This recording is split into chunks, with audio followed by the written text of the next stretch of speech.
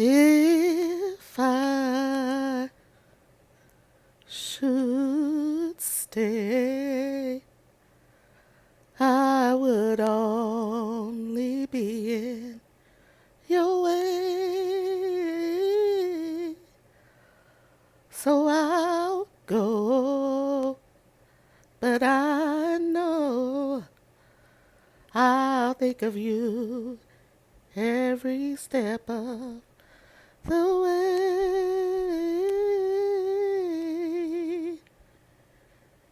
And I will always love you. I will always love you.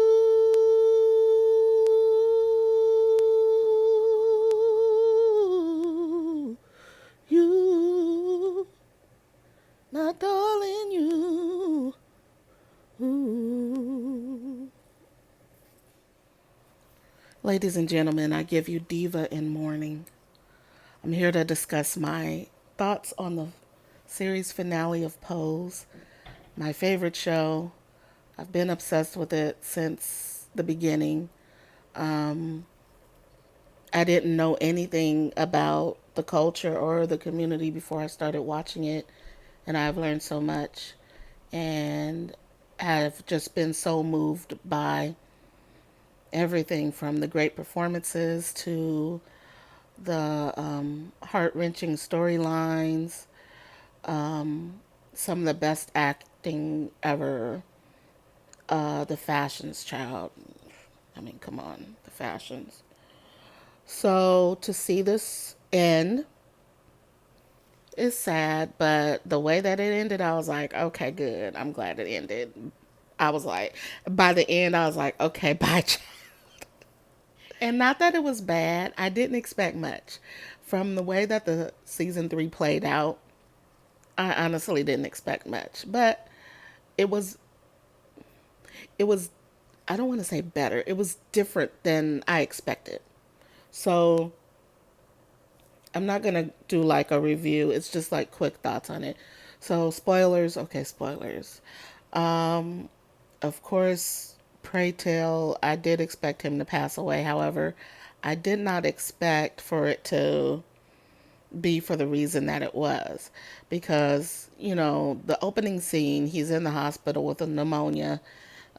He's saying, again, for the 55th time, this is it. And I'm like, well, this is too early in the episode. So no, this isn't it. He's going to be fine. And then they showed the whole thing play out with how, things took a turn as far as the AIDS crisis with the cocktail drug being invented and them doing the trials and, there being, the fight to speed up the trials, to make it more available to more people, especially of color. Is that what we tune into this show for? Not necessarily, but I think that was a really important thing to play out because it showed that, yes, things were horrible, things were really, really grave, but then it showed like the turnaround and how people were starting to live longer lives because of the cocktail becoming available. So, yeah, that was important. I just didn't expect it to be so heavy laced in that. It was like they took half of. Okay, there's this documentary. I've seen lots of documentaries on the community and the whole scene and everything since Pose. So there's this documentary called How to Survive a Plague. I think it's available on YouTube. And so they pretty much just took that and inserted that into about an hour of the show. And like I said, it was important for them to play it out, but I didn't understand why it was so much of that.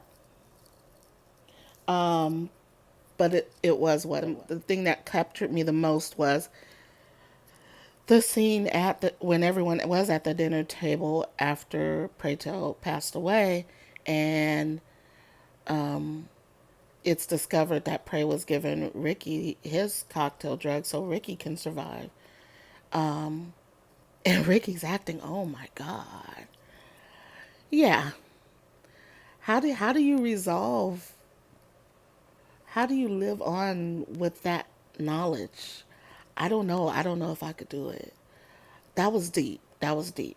But and they had the enjoyable moments. They had like the final performance with Blanca and Prey doing "Ain't No Mountain High Enough," which when they first started playing it, I was like, "Well, shoot, they took my act. I just did this video a couple weeks ago, but I didn't do it as good as them. But I was really singing anyway. Who cares?" At the end of the day, everybody was doing good. Blanca became a nurse. Lulu became an accountant. Electra became even richer. Angel's a nice wife and mother. Poppy is, I guess, doing good in his business. Ricky pretty much took over the house of Evangelista and became the father of the house. That was cute. And then they showed like the new kids coming up and everything. All of that was cute. Um, the way that they ended it, I guess, was cute. The only thing for me is I wish that they would have like taken out some of the protest stuff on the treatment and maybe added in a little bit more of celebrating Praytel's life. I was expecting this grand celebration of his life, and we didn't really get that. We got the moment where, Blanca passed out the little charms with his ashes, and the moment with Thelma coming to town, his mama, and having a moment with Blanca, but it was missing that grand, and maybe the performance at the ball with him and Blanca was pretty much in place of that. I don't know. I just tell me if you feel the way I'd feel. I felt that grand celebration element was missing, and this was the finale. This was the last chance to do it, and they didn't. So, all in all, I did enjoy the finale. Sad to see it go, but I'm pretty much okay with it going because the way that it played out was like, okay, they ended in 98 and everybody lived happily ever after except Pray Tell. At least they did acknowledge Damon's existence and said, oh, well, Damon wrote me a letter from Chicago. He's doing great. Fine. That doesn't replace him actually showing up. I was really hoping that he would show up in the final moments and at least getting a few minutes with Damon because I feel like Pose is not Pose without Damon. But we didn't get that.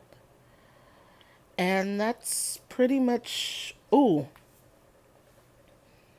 And then it tripped me out because the men's choir sung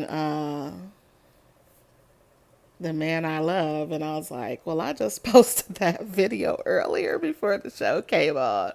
And them doing Ain't No Mountain High Enough. That kind of like tripped me out. I was like, what's going on? Let me go to bed. Let me go watch some cartoons. This is scary. But anyway, that's neither here nor there. If you do watch this video, thank you so much for watching me rant. I didn't have no notes. I didn't do like a full recount. So I know you could watch thousands of other videos that are better than mine. So I really appreciate you taking the time to watch me. If you would please subscribe to my channel, like the video, share it, whatever. I'll see y'all soon. I don't. And it's like I don't really watch any other shows like that, so I don't know what I'll be reviewing next. I'm kind of feeling empty, like I don't know, I don't have anything to look forward to. The only other show that I'm really, really, really looking forward to is The Crown on Netflix, and that's not going to come out until next year, so I don't know what I'm going to be doing. Guess y'all be hearing me doing some more karaoke. Anyway, bye.